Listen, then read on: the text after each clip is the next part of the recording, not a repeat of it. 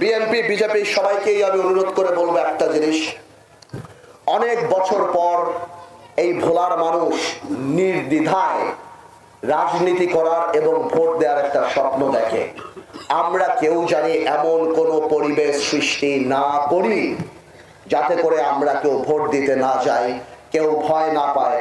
জামাত ইসলামের ভাই আমার এখানে যিনি আছেন উনি ক্যাম্পেইন করবেন, হাত পাকা যিনি আছেন উনি ক্যাম্পেইন করবে, বিজেপি ক্যাম্পেইন করবে, বিএনপি ক্যাম্পেইন করবে।